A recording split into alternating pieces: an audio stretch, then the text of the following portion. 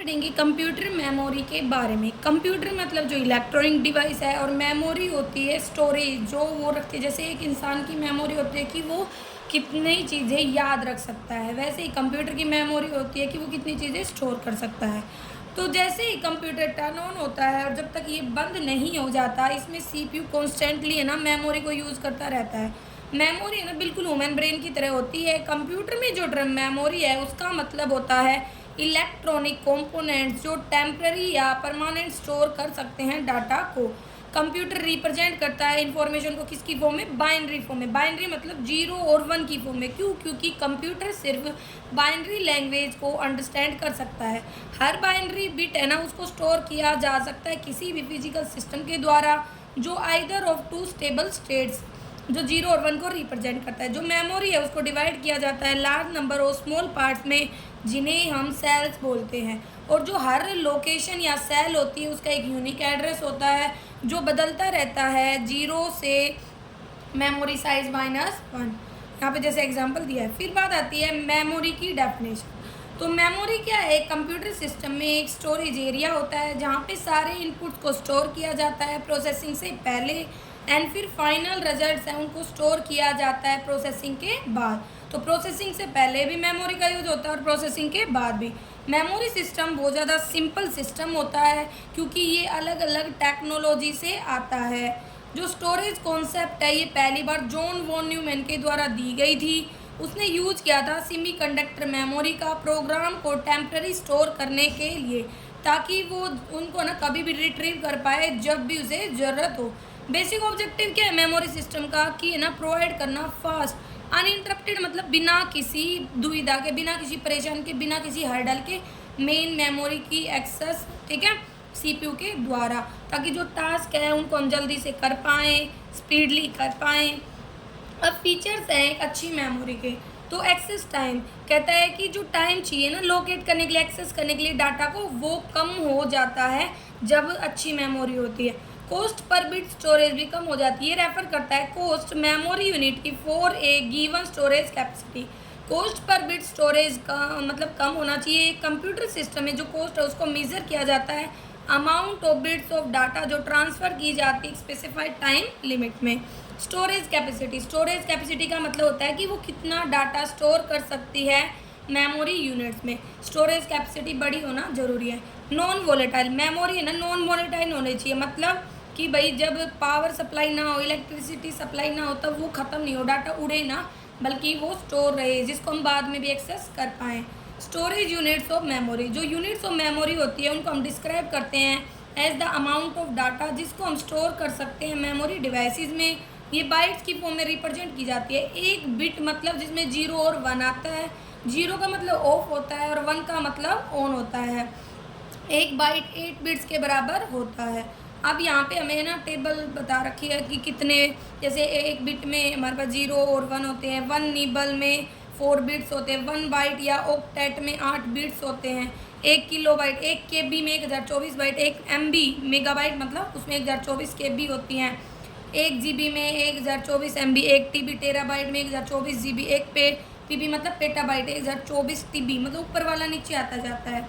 1 exabyte में 1024 PB। 1 zettabyte में 1024 EB।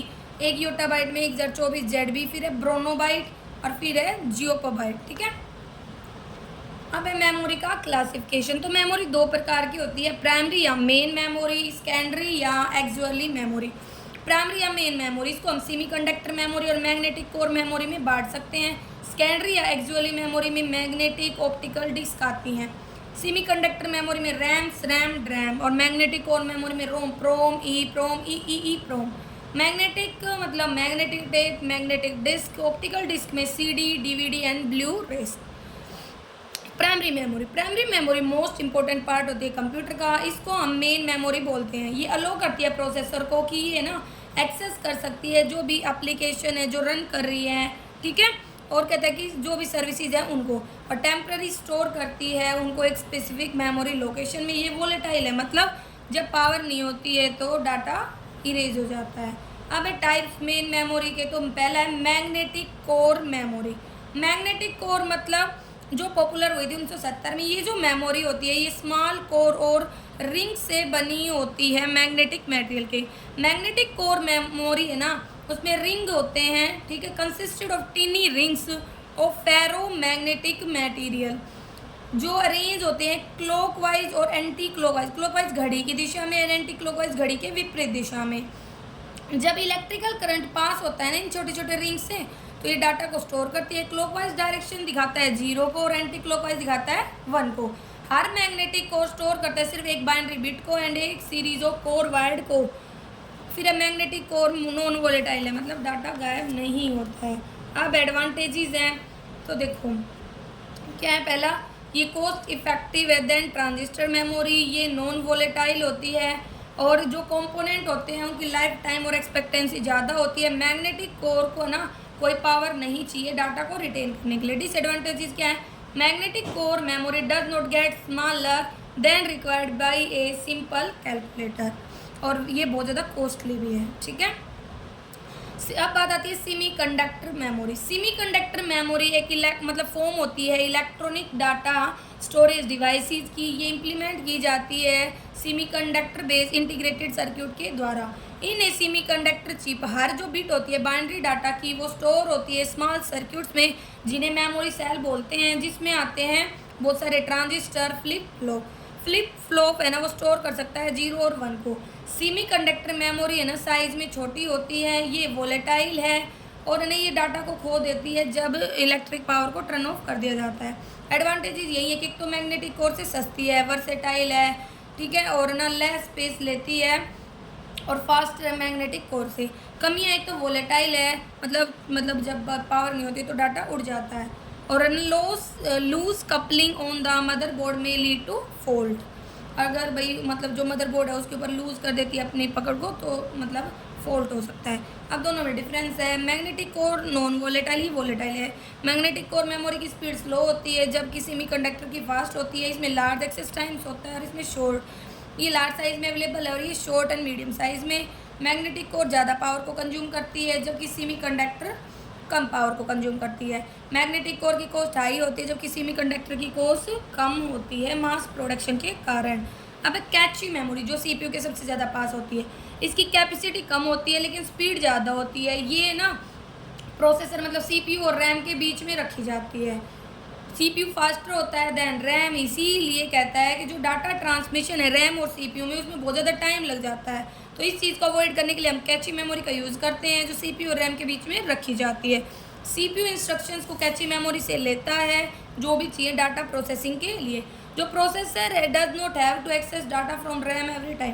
Processor हर बार है ना रैम से डाटा को एक्सेस नहीं करता, वो सेव करता है सीपीयू के टाइम को, प्रोसेसिंग को जल्दी कर देता है। अब इसने कैची के 3 लेवल बताए, लेवल 1, लेवल 2, लेवल 3। अब फ़ायदे हैं कैची मेमोरी के कि जो कैची मेमोरी है वो फास्टर है मेन मेमोरी से, ये कम एक्सेस टाइम को कंज्यूम करती है मेन मेमोरी के कंपैरिजन में। ये स्टोर करती है प्रोग्राम को जिनको हम एग्जीक्यूट कर सकते हैं शॉर्ट पीरियड ऑफ टाइम में। ये स्टोर करती है डाटा को टेम्परेरी यूज़ के लिए। कमियाँ क्या है, कैची मेमोरी की लिमिटेड कैपेसिटी और ये महंगी है। अब है रैम मतलब रैंडम एक्सेस मेमोरी। रैम को हम रैंडम एक्सेस मेमोरी बोलते हैं। ये इंटरनल मेमोरी है सीपीयू की डाटा को स्टोरेज करने के लिए। प्रोग्राम एंड प्रोग्राम रिजल्ट, जो एक रैम है वो एक डिवाइस होती है जो पॉसिबल करती है एक्सेस कर पाना डाटा को रैंडम ऑर्डर में, which make it very fast to find a specific piece of information. ये रीड एंड राइट मेमोरी बोलते हैं। क्यों? क्योंकि ये वोलेटाइल है नेचर में, जब भी पावर नहीं सप्लाई होती तो डाटा उड़ जाता है। RAM read and write memory है, रैम वोलेटाइल है, ये सेमीकंडक्टर मटेरियल से बनी होती है। ये स्टोर प्रोग्राम को तब तक रखती है जब तक कि पावर की सप्लाई हो रही है। जैसे ही पावर बंद कर देते हैं हम डाटा गायब हो जाता है। रैम में बहुत सारे कैपेसिटर और ट्रांजिस्टर होते हैं। कैपेसिटर और ट्रांजिस्टर पेयर होते हैं together to make a memory cell. जो एक कैपेसिटर है रिप्रेजेंट करता है 1 bit of data and transistor को चेंज इट्स स्टेट्स इनटू 0, 2 और 1। अब टाइप्स ऑफ रैम 2 प्रकार के होते हैं, स्टैटिक एंड डायनामिक। स्टैटिक मतलब जो जिन्हें ना रिफ्रेश करने की ज़रूरत नहीं होती, ये है ना स्टोर इन्फॉर्मेशन को लंबे समय तक रखता है और जब तक रखता है जब तक पावर सप्लाई ऑन है। ये वोलेटाइल होती है कैची मेमोरी मतलब और यूज़ होती है कैची मेमोरी में। जो स्टैटिक रैम है ये फ्लिप फ्लॉप फॉर्म है मेमोरी की जिसमें 4 से 6 ट्रांजिस्टर होते हैं वायरिंग के साथ। रैम को बार बार रिफ्रेश करने की ज़रूरत नहीं होती है। डायनामिक रैम से फास्ट होती है लेकिन महंगी भी होती है।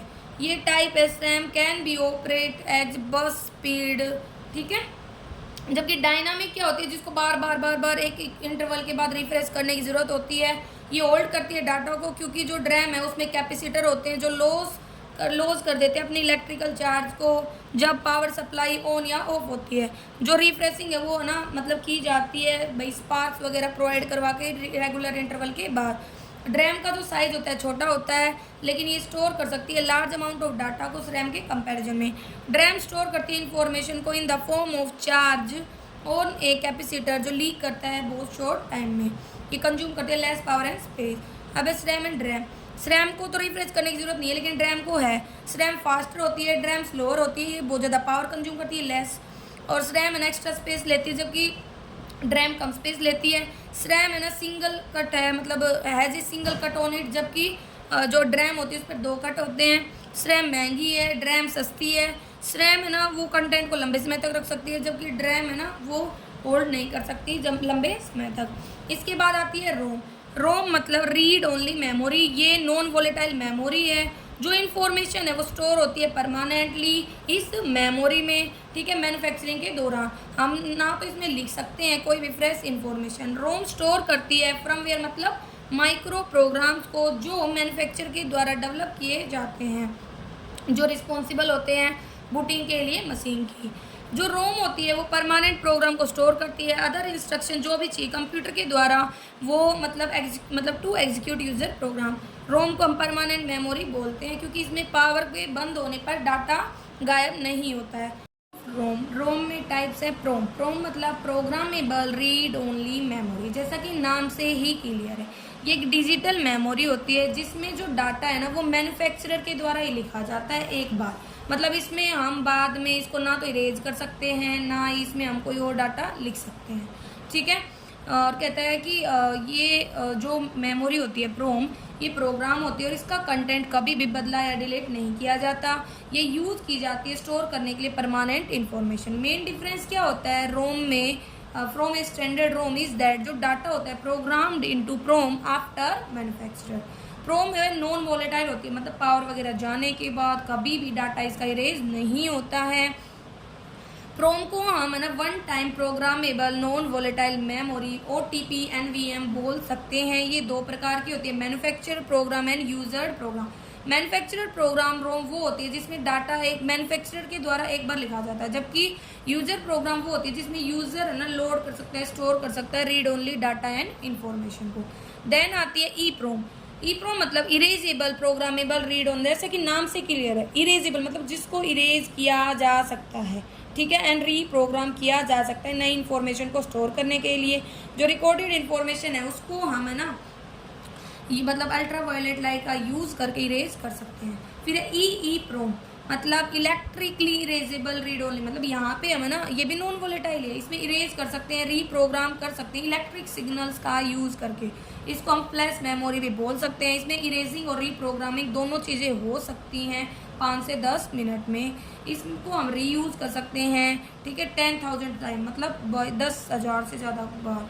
ये ईजियर होती है, इसमें इंफॉर्मेशन बदलना स्टोर करना बहुत ज़्यादा आसान होता है, इसीलिए हम इसको फ्लैश मेमोरी भी बोलते हैं। अब आती है सेकेंडरी मेमोरी या परमानेंट मेमोरी। तो प्राइमरी मेमोरी में हमें पता है बहुत सारी कमियां थी, लिमिटेड स्टोरेज कैपेसिटी थी, वोलेटाइल थी, और है ना जो प्राइमरी मेमोरी थी उसमें जो प्रोसेसिंग डाटा था उसके लिए हम इसको यूज़ करते थे। वोलेटाइल इसका मेन था कि भाई पावर जाती थी तो डाटा उड़ जाता था, जबकि जो सेकेंडरी मेमोरी है वो नॉन वोलेटाइल टाइप की होती है। सेकेंडरी मेमोरी है कंप्यूटर की वो non volatile and persistent nature में, मतलब ये डाटा को परमानेंटली स्टोर कर सकती है। सेकेंडरी मेमोरी को हम permanent storage, actually memory, secondary storage, secondary memory में इंक्लूड कर सकते हैं hard disk drive, floppy, magnetic disk, tape वगैरह। अब एडवांटेजेस एंड डिसएडवांटेजेस हैं। तो पहला एडवांटेज है non volatile nature. Secondary memory है ना नॉन वोलेटाइल है नेचर में, ये ना मतलब लूज नहीं करती अपने कंटेंट को, चाहे पावर जाए चाहे पावर आए। स्टोरेज कैपेसिटी, जो सेकेंडरी मेमोरी है उसकी स्टोरेज कैपेसिटी बहुत ज़्यादा हाई होती है, जो जैसे कि हार्ड डिस्क ड्राइव है वो 1 टेराबाइट तक डाटा स्टोर कर सकती है। कन्वीनियंस, कन्वीनियंट है, हम इसको कहीं भी ले जा सकते हैं, एक्सेस कर सकते हैं इजीली, कॉस्ट भी कम होती है, रिलायबल है, मतलब डाटा है ना उसको सेव कर सकते हैं सेकेंडरी स्टोरेज में जब तक कि हमें ज़रूरत है, जब तक कि हम उसे खुद इरेज ना करें। पोर्टेबल है, मतलब मूव करना आसान है। Secondary storage like SSD, magnetic tape, disk वगैरह पोर्टेबल है, ईजिली हम इनको कहीं भी कैरी कर सकते हैं। और रीयूजेबल है, मतलब बार बार हम इनको रीयूज़ कर सकते हैं। अगर यूजर डाटा को डिलीट कर देता है कोई इन्फॉर्मेशन सेकेंडरी स्टोरेज से, तो हम नई इन्फॉर्मेशन फीड कर सकते हैं। लेकिन इसमें कुछ कमियां भी हैं। सेकेंडरी स्टोरेज डिवाइसेस स्लोअर होती हैं प्राइमरी मेमोरी से, क्योंकि है ना ये इलेक्ट्रोमैकेनिकल है, जो prone to data destruction due to the presence. अगर वायरस आ जाए तो ना डाटा खराब भी हो सकता है, डिस्ट्रक्ट भी हो सकता है। जो हार्ड डिस्क ड्राइव है लिटिल बिट हैवियर है and not perfect portable disk drive. आपने चिप देखी होगी, फ़ोन में डालते थे, वो चिप है, चिप में भी तो यही होता था, सेकेंडरी स्टोरेज के डाटा डाल सकते थे, डिलीट कर सकते थे, ठीक है। अब है difference primary and secondary. Primary में सेमीकंडक्टर मेमोरी है ये, जबकि जो सेकेंडरी है वो मैग्नेटिक एंड ऑप्टिकल मेमोरी है। इसमें टेम्पररी मेमोरी होती है, जबकि सेकेंडरी में परमानेंट मेमोरी होती है। प्राइमरी है वो CPU में होती है, जबकि सेकेंडरी मेमोरी अलग से होती है। प्राइमरी मेमोरी फास्ट है, जबकि सेकेंडरी रिलेटिवली स्लो है। ये वोलेटाइल होती है नेचर में, जबकि सेकेंडरी मेमोरी नॉन वोलेटाइल है।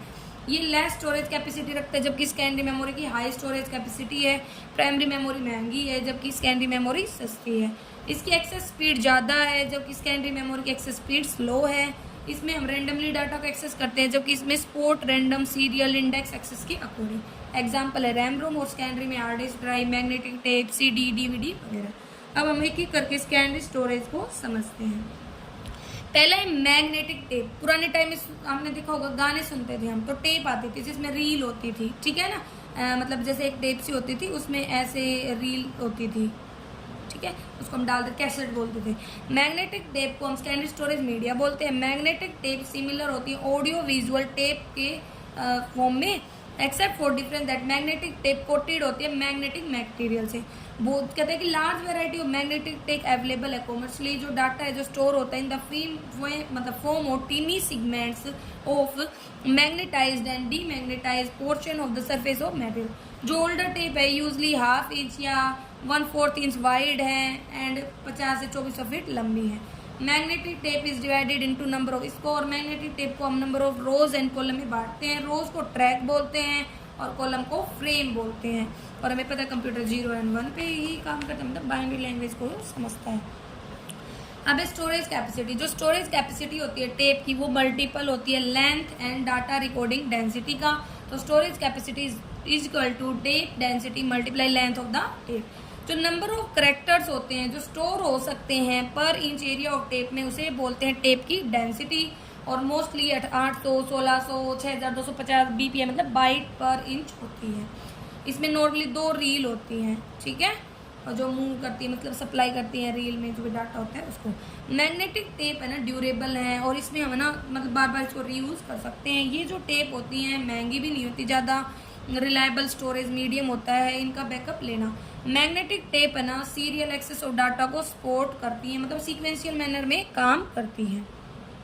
ब्लॉक्स की फॉर्म में डाटा इनमें स्टोर होता है। जो ये ब्लॉक्स होते हैं इनको रीड कर सकते हैं जब टेप मूव करती है कॉन्स्टेंट स्पीड से।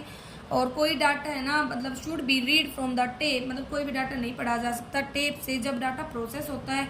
जो ब्लैंक पोर्शन होते हैं 2 ब्लॉक के बीच में, उन्हें बोलते हैं हम IBG, इंटर ब्लॉक गैप। अब बात आती है ब्लॉकिंग। ब्लॉकिंग मतलब एक ब्लॉक एक स्मॉलेस्ट यूनिट होती है टेप पर जो यूज की जाती है स्टोर करने के लिए डाटा को। जब टेप ब्लैंक होती है तो हम इस फॉर्मेट का यूज करते हैं। फॉर्मेटिंग ऑपरेशन में जो ब्लॉक होते हैं वो क्रिएट किए जाते हैं on tape with gap. Blocking के बाद हम ना कोई भी इंफॉर्मेशन टेप के ऊपर लिख सकते हैं। जो ब्लॉक होते हैं वो लिख सकते हैं एक से ज़्यादा लॉजिकल रिकॉर्ड्स को, जैसे रिकॉर्ड 1, रिकॉर्ड 2, रिकॉर्ड 3, ठीक है, रिकॉर्ड 4, रिकॉर्ड 5, रिकॉर्ड 6। और ये गैप है तो इंटर ब्लॉक गैप। ये डिपेंड करता है कि ब्लॉक की लेंथ कितनी है, लॉजिकल रिकॉर्ड की लेंथ कितनी है। अगर वो सेम लेंथ के हैं तो सेम नंबर ऑफ रिकॉर्ड रहेंगे उसमें, और इसी नंबर ऑफ रिकॉर्ड है ना एक ब्लॉक में, उसे बोलते हैं ब्लॉकिंग फैक्टर। अब है डी ब्लॉकिंग। जब हम इरेज कर देते हैं डाटा को टेप ब्लॉक से और वो खाली हो जाती है, ठीक है, और मतलब हेड रिमूव हो जाता है ब्लॉक से, अगर हम उसको फॉर्मेट कर देते हैं, format the tape the RQW head also erase the blocking scheme on the tape. ये जो प्रोसेस होता है इसे बोलते हैं डी ब्लॉकिंग। RIG मतलब इंटर रिकॉर्ड गैप। फिर एडवांटेज डिसएडवांटेज, स्टोरेज कैपेसिटी इसकी अच्छी होती है, लार्ज होती है, ये mostly 1000 cost per bit of storage को स्टोर कर सकते हैं। कॉस्ट भी चीपेस्ट है, ज़्यादा महंगे नहीं है, पोर्टेबल है, कहीं भी कैरी कर सकते हैं, ट्रांसपोर्टेबल है मतलब कहीं भी ले जा सकते हैं, रीयूजेबल है मतलब इसका डाटा इरेज करके हम बार बार यूज कर सकते हैं। मेनली यूज होती है डाटा के बैकअप लेने के लिए बड़ी बड़ी ऑर्गेनाइजेशन में। डिसएडवांटेजेस क्या है, एक तो इसमें डाटा सीक्वेंशियल होता है, मतलब बहुत ज़्यादा टाइम लेता है डाटा को एक्सेस करने में, लगा लंबी दुकान नहीं सुनना, बार बार उसको हटाते जाओ। डाटा ट्रांसफर रेट भी लो होती है और ये फ्लेक्सिबल नहीं है, और कहता है कि इन्हें ना हमें साफ डस्ट फ्री एनवायरनमेंट में रखना जरूरी होता है, नहीं तो खराब हो जाती हैं। Data storage in magnetic tape is non human readable form. अब है मैग्नेटिक डिस्क, ठीक है, पुराने टाइम में देखो ऐसे लगा देते थे और फिर वो जैसे ये टेप घूमती जाती थी इसके ऊपर ये चलता था तो सॉन्ग वगैरह बजते जाते थे। Magnetic disk are more popular and widely used for media. Magnetic disk support करती है डायरेक्ट एक्सेस ऑफ डाटा को, जो मोर फास्टर है than serial access. Magnetic disk बनी होती थी किसके, कलेक्शन ऑफ डिस्क से, जिन्हें बोलते थे पैटर्न। ये जो पैटर्न होते हैं कोटेड है मैग्नेटिक मटेरियल से, ठीक है, इसीलिए डाटा को इसमें मैग्नेटिकली रिकॉर्ड किया जाता है। ये जो डिस्क होती है रोटेट होती है बहुत हाई स्पीड से, जो डाटा है वो रिप्रेजेंट होता है मैग्नेटिक डॉट्स की फॉर्म में 0 और 1। जो डिस्क होती है वो एक से अभी स्टैक्स में होती है, ठीक है, जैसे इनको बोलते हैं ट्रैक, ये जैसे एक मतलब रेस लगाने का ट्रैक होता है ना वैसे ही। और जो एक ट्रैक का छोटा सा पोर्शन होता है उसे बोलते हैं सेक्टर, कई बार पूछ लिया जाता है। रीड राइट हेड मूव होते हैं अक्रॉस द डिस्क सरफेस, जो हार्ड डिस्क है वो स्टोर कर सकती है ज़्यादा से ज़्यादा डाटा फ्लॉपी डिस्क के कंपैरिजन में। फिर है स्टोरेज है मैग्नेटिक डिस्क की, तो जो आउटर सरफेस है डिस्क का उसको हम लॉजिकल मतलब पार्टीशंस में बांटते हैं जिन्हें हम ट्रैक बोलते हैं, और हर ट्रैक का एक पार्ट सेक्टर कहलाता है, ठीक है। फिर कहता है कि जो ट्रैक्स होते हैं उनके ग्रुप को हम कलेक्ट करते हैं क्लस्टर की फॉर्म में, ठीक है, जैसे ये ट्रैक है, ये स्पिंडल है, ये सेक्टर होता है एक छोटा सा पोर्शन, ठीक है। और जो डिस्क ड्राइव होती है वो रीड राइट हेड रखती हैं and reading data from disk. Actually 2 या 3 more disk mounted on each other in a hard disk. और गैप होता है प्लेटर्स के बीच में, ठीक है। अब प्रोसेस एक्सेस करने का डाटा मैग्नेटिक डिस्क में 3 स्टेप होती है। Seek time, this is the time जो चाहिए to position the read write head at the desired track is called seek time. जैसे जैसे जो डिस्क यूनिट वो रिसीव करती है रीड राइट कमांड, तो रीड राइट हेड है ना वो पोजीशन होता है स्पेसिफिक प्लेन्स पे। फिर है रोटेशनल डिले, इसको हम लेटेंसी टाइम भी बोल देते हैं। ये जो टाइम है मतलब कहता है कि इसमें सर्च में टाइम लग जाता है स्पेसिफिक सेक्टर को, ठीक है। ये जो डिले है डिपेंड करता है speed of rotational of disk. Data transfer, जो एक्चुअल टाइम चाहिए ना डाटा ट्रांसफर के लिए मतलब वो एक्चुअल होना चाहिए, ठीक है, रीड राइट मोड में। अब इसके फायदे एंड डिसएडवांटेज, भाई एक्सेस टाइम इसका कम ही होता है। मैग्नेटिक डिस्क सपोर्ट करती हैं डायरेक्ट एक्सेस को, सीक्वेंशियल भी होता है इसमें, और रीयूजेबल है, और मैग्नेटिक डिस्क डाटा को ट्रांसमिट कर सकती है बहुत हाई रेट से। जो स्टोरेज कैपेसिटी होती है वो भी ज़्यादा होती है। कमियां यही है कि स्टोर करते हैं नॉन ह्यूमन रीडेबल फॉर्म में डाटा को, कॉस्ट पर बिट हाई होती है। यूजली जो हार्ड डिस्क ड्राइव होती है वो नॉन पोर्टेबल डिवाइस होती है और ये यूजफुल नहीं होती उन एरिया में जहाँ पे सीक्वेंशियल एक्सेस की ज़रूरत होती है। अब दोनों में डिफरेंस है। मैग्नेटिक डिस्क में एक्सेस टाइम कम होता है, डायरेक्ट एक्सेस होती है, जबकि मैग्नेटिक टेप में है ना एक्सेस टाइम में टाइम लगता है। ये डायरेक्ट सीक्वेंशियल एक्सेस होती है और इसमें सिर्फ सीक्वेंशियल होती है। Data transfer rate magnetic disk में हाई है जबकि इसमें कम है, ठीक है। और लार्ज स्टोरेज कैपेसिटी होती है इसकी, मीडियम स्टोरेज, ये वर्सेटाइल है, ये लिमिटेड यूज़ होता है मतलब ऑर्गेनाइजेशन में। और मैग्नेटिक डिस्क सस्ती है और जबकि ये मैग्नेटिक टेप महंगी होती है। ये नॉन पोर्टेबल है, ये पोर्टेबल है। और जो डस्ट एंड मॉइस्चर है उससे इसे सिक्योर करना होता है। इसमें ना मतलब भाई जो डस्ट एंड मॉइस्चर है उससे बहुत ज़्यादा चांसेस होते हैं कि ख़राब हो जाए, ठीक है, डाटा लॉस्ट हो जाए। अब है फ्लॉपी डिस्क। फ्लॉपी डिस्क एक रिमूवेबल मैग्नेटिक स्टोरेज मीडियम होता है कंप्यूटर सिस्टम में स्टोर करने के लिए डाटा को परमानेंटली। जो रिकॉर्डिंग मीडियम होता है फ्लॉपी पर वो एक मेयर या विनाइल प्लास्टिक मटेरियल होता है मैग्नेटिक कोटिंग के साथ। ये जो प्लास्टिक डिस्क होती है ये कोटेड होती है मैग्नेटिक मटेरियल के साथ, होल होता है सेंटर के अंदर टेप के, ठीक है। और जो ये होल होता है इसे हम हब बोलते हैं। ये जो डिस्क होती हैं ये सील होती है स्क्वायर जैकेट में, मतलब आपने देखा होगा लैपटॉप वगैरह कहीं भी डालते तो मतलब आप कैसेट लेके आते थे, ठीक है, पुराने टाइम में सीडी, तो उनको उसको खोलते थे तो वो एक प्लास्टिक के जैकेट से में बंद आते थे। 3 type of floppy disk, 8 inch, 5.25 inch, 3.5 inch. इसमें ना इसने बता रखा है वो मतलब किसके द्वारा दी गई और कितना स्टोरेज है, तो आप इनको याद कर सकते हैं। अब इसके फ़ायदे हैं और डिसएडवांटेज। पहला है फ्लॉपी डिस्क है ना वो पोर्टेबल है, रीराइटेबल है, और बहुत कम महंगी भी नहीं है, ज़्यादा सपोर्ट करती है सीक्वेंशियल एंड रैंडम एक्सेस को। डिसएडवांटेज वल्नरेबल है डाटा लॉस से, और सेंसिटिव है हीट मॉइस्चर एंड डस्ट से, और लो स्टोरेज कैपेसिटी होती है। अब है ऑप्टिकल डिस्क। ऑप्टिकल डिस्क, जो फर्स्ट ऑप्टिकल डिस्क है वो जेम्स टी रुसेल के द्वारा 1960 में क्रिएट की गई थी। एक ऑप्टिकल डिस्क एक इलेक्ट्रॉनिक डाटा स्टोरेज मीडियम होता है जिसमें हम डाटा को रीड कर सकते हैं, राइट कर सकते हैं लेजर बीम का यूज करके। जो डाटा होता है वो स्टोर होता है ऑप्टिकल डिस्क में, किसकी फॉर्म में, micron wide dot of light and dark. ठीक है, जो डिस्क है वो किसकी होती है, प्लास्टिक कोटेड होती है। म्यूजिक, वीडियो टेप वगैरह ये सब इसमें हमें मिल जाते हैं। मैग्नेटिक डिस्क के अलावा ऑप्टिक जो ऑप्टिकल डिस्क होती है ना, वो उसमें सिंगल लॉन्ग सीक्वेंशियल और स्प्रेल शेप की होती है। ये इसमें भी सेक्टर वगैरह होते हैं। टाइप है CD, DVD, ब्लूरे। ठीक है, तो पहला आता है CD रोम। CD रोम ये एब्रीवेशन है compact disk read only memory का। CD रोम को मतलब यूज करते हैं डिस्ट्रीब्यूट करने के लिए वाइड वैरायटी ऑफ इंफॉर्मेशन को, multimedia encyclopedias to book to games to image video library वगैरह। ठीक है, शादी वगैरह के हम बोलते हैं CD, DVD टाइप से। इसलिए ये सेक्टर होता है, ये ट्रैक्स होते हैं। ठीक है, और जब रिफ्लेक्शन की एब्सेंस होती है उसको 0 से दिखाते हैं और प्रेजेंस को 1 से दिखाते हैं। और इसमें डाटा डिजिटली हम पढ़ सकते हैं। ठीक है, और ये मेनली 2 प्रकार की होती है। CDR मतलब कॉम्पैक्ट डिस्क रिकॉर्डेबल, और CDRW होती है कॉम्पैक्ट डिस्क री राइटेबल। ठीक है, फिर है DVD, जो short for digital versatile disk और डिजिटल वीडियो डिस्क। ये next generation CD ROM technology है। DVD यूज करती है रेड लेजर लाइट टेक्नोलॉजी को, शॉर्टर वेवलेंथ को, than the red light of CD laser for read and write of the data. फिर इसमें capacity 4.7 GB होती है। ठीक है, और जो फिजिकली CD एंड DVD है ना वो सेम होती हैं, एक्सेप्ट मतलब ये सेम सी ही होती है, बस थोड़ा सा डिफरेंस होता है। अब ये टाइप है DVD के मतलब फॉर्मेट, DVD-R मतलब DVD-R, DVD-RW rewritable version, DVD-R plus R मतलब plus R, DVD-R, DVD plus RW। ठीक है, ये सब। अब है ब्लू-रे डिस्क। ब्लू-रे डिस्क एक डिजिटल ऑप्टिकल डिस्क फॉर्मेट होता है जो डेवलप की गई थी ब्लू-रे डिस्क एसोसिएशन के द्वारा। एक ग्रुप है वर्ल्ड लीडिंग मैन्युफैक्चरर का जिसमें एप्पल, LG, सैमसंग, डेल ये सब आ जाते हैं।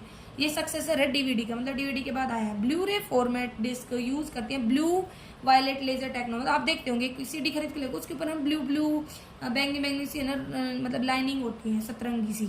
ठीक है, और इसकी वेवलेंथ 400 नैनोमीटर तक होती है। अलग अलग स्पीड की होती हैं, 4.5 Mbps, 9 Mbps, 18 Mbps। ठीक है, और ब्लू-रे डिस्क है ना उसमें 25 GB तक स्टोरेज कैपेसिटी होती है। फिर है 28 मोबाइल ऐप्स। ठीक है, 3.28। फिर इसमें आता है मोबाइल ऐप्स। तो मोबाइल ऐप रेफर करती है सॉफ्टवेयर एप्लीकेशन जो डेवलप की गई है स्मार्टफोन्स के लिए, टैबलेट्स के लिए, जो बहुत सारे फंक्शंस देती हैं, सर्विस देती है यूज़र को।